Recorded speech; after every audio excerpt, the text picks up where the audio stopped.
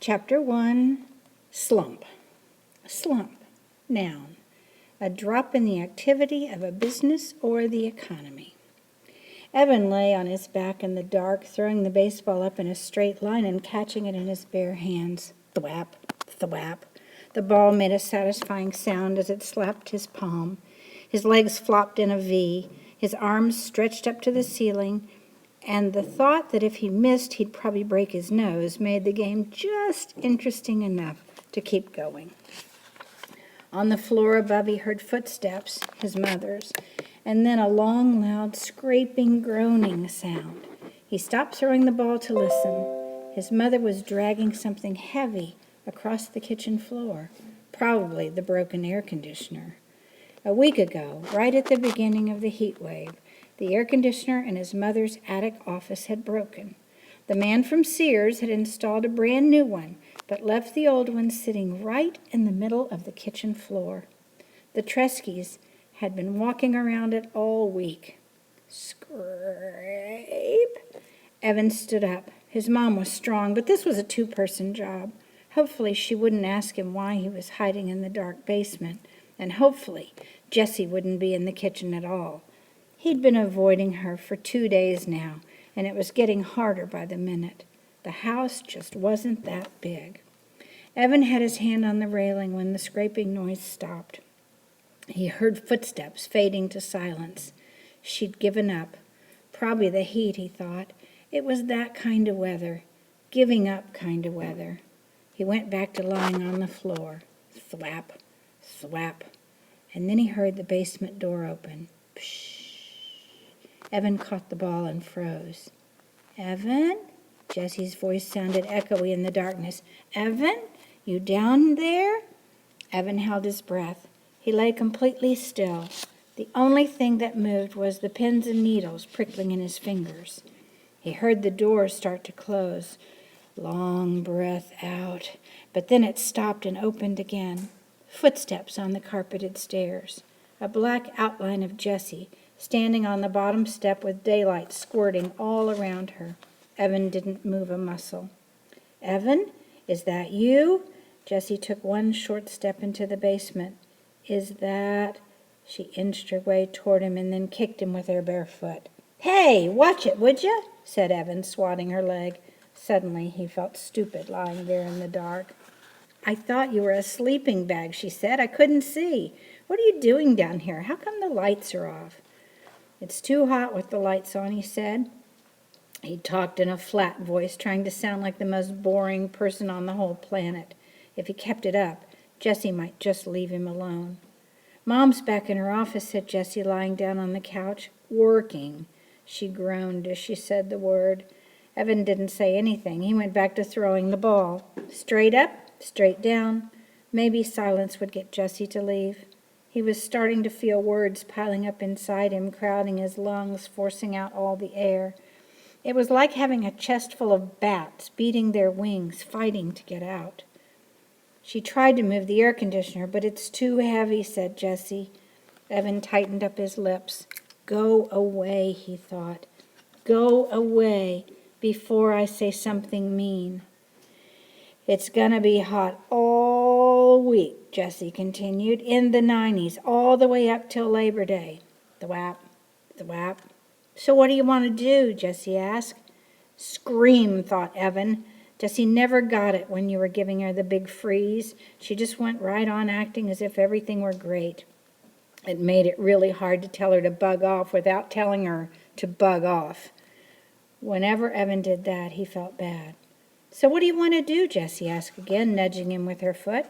It was a direct question. Evan had to answer it or explain why he wouldn't.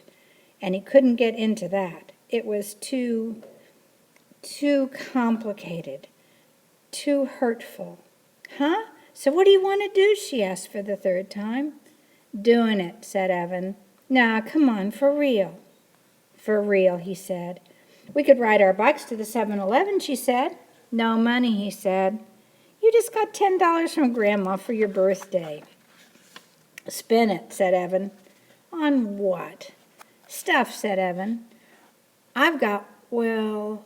Jessie's voice dribbled down to nothing. Evan stopped throwing the ball and looked at her. What? Jessie pulled her legs tight to her chest. Nothing, she said. Right, said Evan. He knew that Jessie had money. Jessie always had money squirreled away in her lockbox, but that didn't mean she was going to share it. Evan went back to throwing the baseball. He felt a tiny flame of anger shoot up and lick his face. Thwap, thwap. We could build a fort in the woods, said Jessie. Too hot. We could play Stratego. Too boring.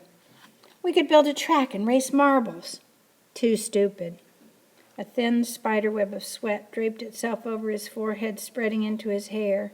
With every throw, he told himself, it's not her fault. But he could feel his anger growing. He started popping his elbow to put a little more juice on the ball. It was flying a good 4 feet into the air every time. Straight up, straight down. Pop, thwap, pop, thwap. The bats in his chest were going nuts. What's the matter with you? Asked Jessie. You've been so weird the last couple of days. Oh, man, here they come. I just don't want to play a dumb game like Stratego, he said. You like Stratego. I only picked that because it's your favorite game. I was being nice in case you hadn't noticed. Look, there are only 6 days left of summer, and I'm not going to waste them playing a dumb game. Evan felt his heartbeat speed up. Part of him wanted to stuff a sock in his mouth, and part of him wanted to deck his sister. It's a stupid game, and it's for babies, and I don't want to play a stupid baby game. Pop, thwap, pop, thwap. Why are you being so mean? Evan knew he was being mean, and he hated being mean, especially to her. But he couldn't help it. He was so angry and so humiliated and so full of bats there was nothing else he could be, except alone. And she'd taken even that away from him. You're the genius, he said. You figure it out. Good. That would shut her up for once. Evan watched the ball fly in the air. Is this because of the letter? Jessie asked. Crack. Evan had taken his eyes off the ball for 1 second, just for 1 second, and the ball came crashing down on his nose. Crud! Oh, crud! He curled over and onto his side, grabbing his nose with both hands. There was a blinding, blooming pain right behind his eyes that was quickly spreading out to the outer edges of his skull. Do you want some ice? He heard Jessie ask in a calm voice. What do you think? He shouted. Yeah? She stood up. No, I don't want any stupid ice. The pain was starting to go away like a humongous wave that crashes with a lot of noise and spray, but then slowly fizzles away into nothing. Evan rolled to a sitting position and took his hands away from his nose. With his thumb and index finger, he started to pinch the bridge. Was it still in a straight line? Jessie peered at his face in the dim light. You're not bleeding, she said. Yeah, well, it hurts, he said, a lot. It's not broken, she said. You don't know that, he said. You don't know everything, you know. You think you do, but you don't. It's not even swollen. You're making a big deal out of nothing. Evan held his nose with one hand and hit his sister's knee with the other. And then he picked up the baseball and struggled to his feet. Leave me alone. I came down here to get away from you, and you just had to follow. You ruined everything. You ruined my summer, and now you're going to ruin school. I hate you. When he got to the bottom of the steps, he threw the baseball down in disgust. Thud.